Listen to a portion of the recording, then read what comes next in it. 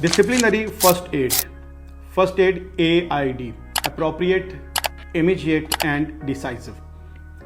Classroom के अंदर teacher ने पढ़ाते हुए अगर डिसिप्लिन के इश्यूज को देखना है तो उसने उसको तीन तरह से ये रिस्पॉन्स उसका होना चाहिए। उसका अप्रोप्रिएट हो, इमीडिएट हो और डिसाइसिव हो।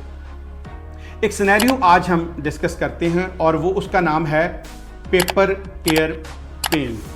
हमने ऐसे भी देखा है कि एक टीचर जब क्लासरूम में पढ़ा रहा होता है उसका सारे का सारा फोकस व्हाइट बोर्ड के ऊपर होता है। जब वो व्हाइट बोर्ड पे लिख रहा होता है तो उसकी बैक यानी उसकी जो पुश्त है वो स्टूडेंट्स की तरफ होती है। और हमने कई दफ़ा ये ऑब्जर्व भी किया है, ऐसे केसेस हाईलाइट भी हुए हैं कि स्टूडेंट जो है वो फिर शरारतें करते हैं, बातें करते हैं, लाफ्टर्स देते हैं और बाज़ औक़ात हमने देखा है जहाज़ बनाकर फेंक रहे हैं, रबड़ फेंक रहे हैं, शॉर्पनर फेंक रहे हैं, पेंसिलें फेंक रहे हैं। तो ये डिसिप्लिन के इश्यूज़ अच्छे खासे हो जाते हैं। तो ऐसी सिचुएशन में उस टीचर को चाहिए कि वो जो वाइट बोर्ड का जो इस्तेमाल है वो इस एंगल से करे, उसका वो इस तरह से खड़ा हो कि वो बच्चों को भी देख रहा हो और वो लिख भी रहा हो।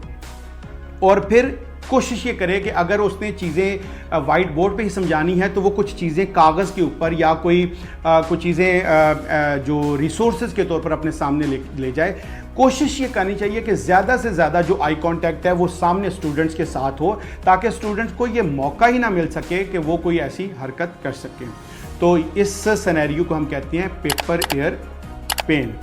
तो ये सारे वो सिनेरियोज़ हैं जो हमने डिस्कस किए हैं, जिसके अंदर हमने देखा कि एक टीचर के पास डिसिप्लिन के हवाले से फ़र्स्ट एड एक टूल किट है और फर्स्ट एड में जो एड है AID यानी अप्रोप्रिएट लीस्ट एग्रेसिव वे में उसको डील करे टीचर डिसिप्लिन के इश्यूज़ को। दूसरा इमीडिएट, फौरी हो, ये ना हो कि उसको पेंडिंग पे ले जाए, कल देखेंगे, परसों देखेंगे या छुट्टी के बाद देखेंगे। और तीसरा डिसाइसिव हो, जो भी फैसला करना है वो फौरी नौयत का हो।